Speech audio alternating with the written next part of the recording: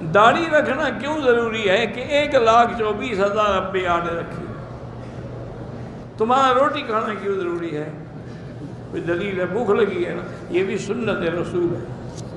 جب حضور پاک نے رکھی ہے، انبیاء نے رکھی ہے، پھر پوچھنے کا کیا معنی ہے کہ کیوں ضروری ہے؟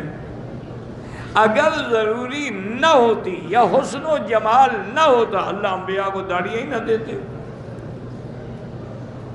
چونکہ سب سے جمال زیادہ تو میرے مدنی پاک کا ہے، آپ جیسا جمال تو پوری کائنات میں کسی کا نہیں ہے۔ اسی لیے انہوں نے کہا تھا کہ وَأَحْسَنُ مِنْكَ لَمْ تَرَ قَطُّ عَيْنِي، تم سے بہتر کسی آنکھ نے دیکھا ہی نہیں ہے۔ وَأَجْمَلُ مِنْكَ لَمْ تَلِدِ النِّسَاءُ، اور تم سے خوبصورت کسی ماں نے بچہ جنا ہی نہیں ہے۔ تو اگر داڑھی حسن نہ ہوتا، جمال نہ ہوتا، اللہ اپنے نبی کو کیوں دیتے؟ اور اسی طرح ایک محاورہ ہے عرب کا، یاد رکھ لیں، وہ کہتے ہیں کہ زینت الجبال اللحا، کہ پہاڑوں کی زینت سبزہ ہوتا ہے۔ جن پہاڑوں پہ سبزہ ہو نا، لوگ سیر کرنے کے لیے جاتے ہیں۔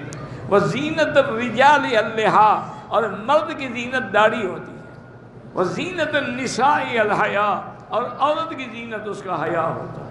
جس کی داڑھی نہ ہو وہ تو مرد ہی نہیں ہوتا۔ خسرے کی داڑھی ہوتی ہے؟ نہیں، آپ کا کیا خیال ہے؟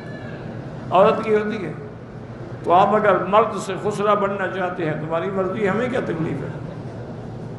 لیکن ایک بات ہے، ایک دفعہ منڈاؤ گے تو گناہ صغیرہ ہے، جب بار بار منڈاؤ گے تو کبیرہ ہے۔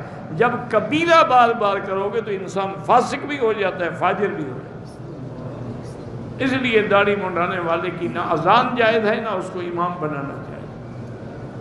بلکہ صحیح روایت میں ہے کہ ایک آدمی حضور کی زندگی مبارک میں، کوئی باہر کے قبیلے کا آدمی تھا، ملنے کے لیے آیا، تو اس کی بڑی بڑی مونچھیں تھیں اور داڑھی منڈی ہوئی تھی۔ اس نے سلام کیا تو حضور نے منہ پھیر لیا، حضور نے دیکھا ہی نہیں اس کو۔ اس سے بعض علماء ڈرتے ہیں، وہ کہتے ہیں کہ اگر قیامت میں حضور نے منہ پھیر لیا تو پھر کیا ہوگا؟ باقی تمہاری مرضی ہے جی۔ آج کل تو ہر کوئی اپنی بیوی کو خوش کرنا چاہتا ہے، داڑھی رکھے تو لوگ کہیں گے بوڑھا ہو گیا۔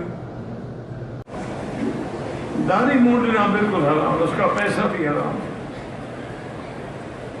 اگر سالون والوں کو کہہ نہیں مانتے، نہ مانے، کسی اور سالون پہ کام کرو۔ ہم نے اللہ رسول کی مانی ہے نا، پیسوں کے لیے سالون کی مانی اور حضور کی سنت پہ اسرا پھیرتے رہیں، ایسی روزی کا کیا فائدہ ہے؟